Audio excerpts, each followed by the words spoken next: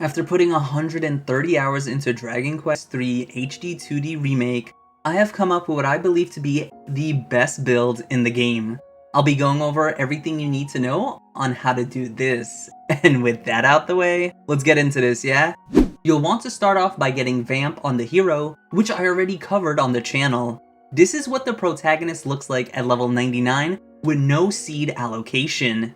In this team, the main character isn't used for damage, as we have someone way better suited for that. The main reason the hero is here is because he learns Omni Heal. This is the only vocation in the game to get the spell, and will need it for later bosses. So with that being said, you could swap the hero to Genius when you acquire a Eureka Moment book. This will give us more wisdom for a bigger MP pool. You can't start off with Genius, otherwise I would recommend that. Now our damage dealer will be the Martial Artist. But with how the game works, we'll be starting off as a warrior. You'll want to get the Paragon personality, which I got after allocating all my points into Strength. Warrior will be a fantastic starting class as it's very bulky. We unfortunately won't be taking advantage of the vocation swap mechanic until we get Sword Dance, which is learned between level 37 and 39. I know that sounds awful, but this is the best stat scaling ability in the game.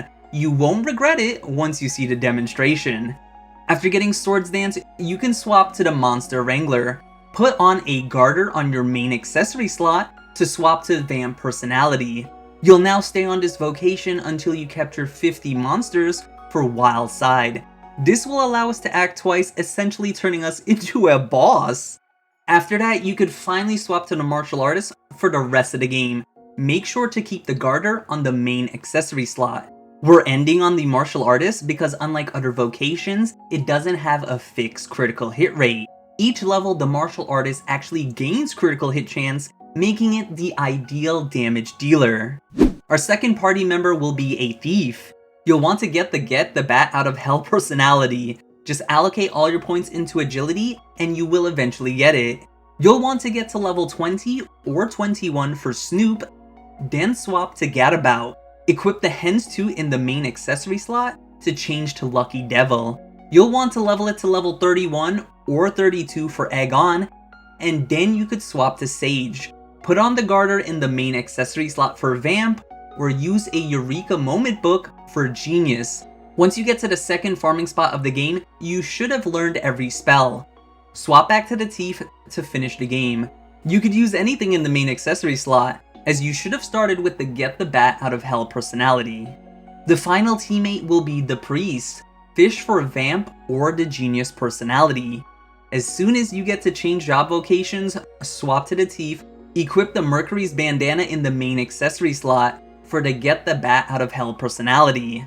Keep leveling until level 30-ish or until you can't stand the grind no more, then swap to Sage with the Words of Wisdom. The starting personality you got for the Priest will work here as long as it was Genius or Vamp. I'll have a link to the farming spots I use in the description so you don't have to worry about where to farm. Now that you know which vocations you want and when to swap, let's go over what the final team will look like. The hero will want the Orochi Sword.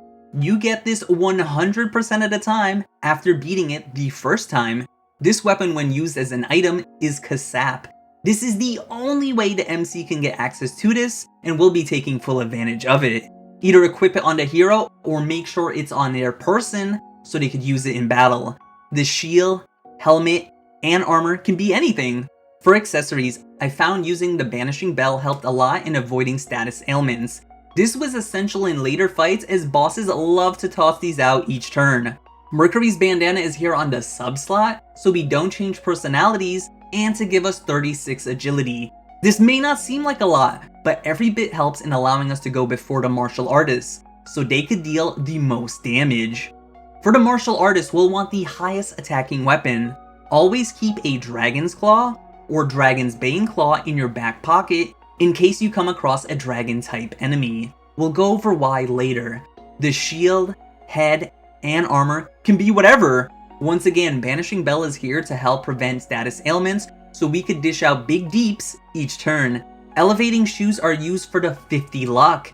It'll help us critically hit more and avoid status ailments, so you definitely want these. For our Sage, you could use any weapon and shield. Once you acquire all 6 orbs, you could get the duplicate. Now I have a video on the channel where to get these, so I won't show it here as it does spoil a bit of the game. I suggest you check the video out in the description once you get to that point, or if you don't care about spoilers. I personally love that cutscene, and I enjoyed the surprise as someone who is new to playing this game for the very first time, so I won't show it here for the respect of newcomers. For the chest piece, you'll want this shimmering dress, or if you collected 95 mini medals, the blessed bikini. Vanishing Bell is here for you know what by now. The meteorite bracers will make our agility hit the cap of 999 as long as you followed my vocation change order. This means there's a very high chance you will go first in combat. I'll have my video on where to get these in the description. Lastly, the Thief. Their weapon, shield, and helmet doesn't matter. For the chest piece, you'll want Agility Gelée to get more agility, Vanishing Bell for obvious reasons, and Mercury's bandana for even more agility. For party lineup, you'll want it in this order: the Hero, Martial Artist, Sage, and then the Thief. Now that you're fully geared up, let's go over the normal combo rotation. I don't have anything substantial left to test this on, for the validity that this is the best build without spoiling bosses for you. So if you want, you could listen to this next part as I will go over the combo rotation, or check the pinned comment as I will write it down. There's also a timestamp for the second combo rotation that doesn't have boss spoilers. Okay, with all that warning out the way, let's go over the standard combo rotation. On turn 1, you'll want to use the Orochi Sword as an item to kasap the enemy. Wild Side from the Martial Artist, Oomph from the Sage. This will increase our attack by 100%, and Sap from the Thief.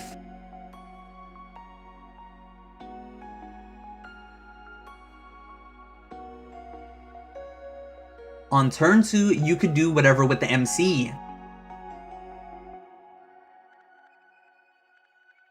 Sword Dance with the Martial Artist. Sap with the Sage. If you got the duplicate, which I highly recommend you do ASAP, no pun intended, she'll cast twice, fulfilling the maximum defense down, which reduces the enemy's defense by 100%. Now if you don't have these, then you'll want to use the Orochi Sword with the Hero, or you could use Sap from the Thief. For the next 2 turns, the Hero, Thief, and Sage can do whatever, so if you need to heal up or put other buffs up, then feel free to do so, as the Martial Artist has 2 turns left before Wild Side falls off, so just keep using Sword Dance.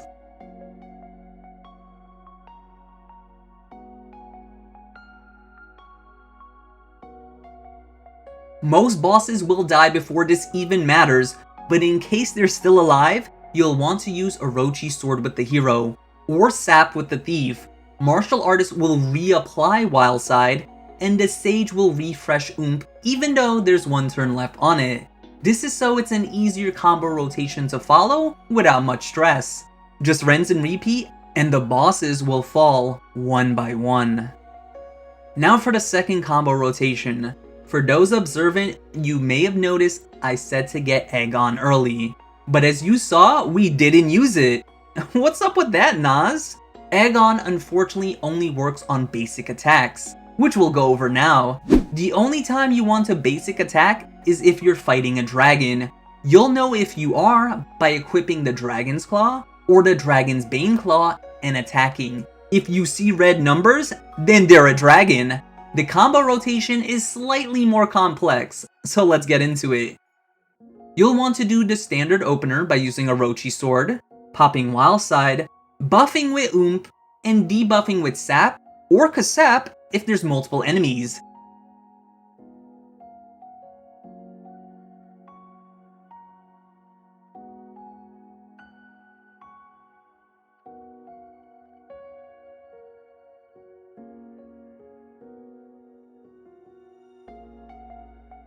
Now this is where things change up. The MC is free to do whatever for the next 4 turns, so Omni Heal or Orochi Sword if you don't have the duplicate.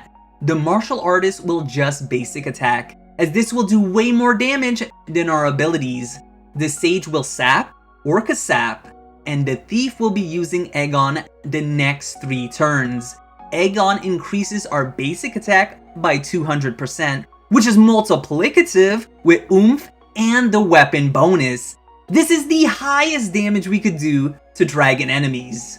Hopefully you found this guide helpful, and if there's any unanswered questions, then ask down below. And if you like this video, consider checking out this one right here. Until the next video, I'll see ya.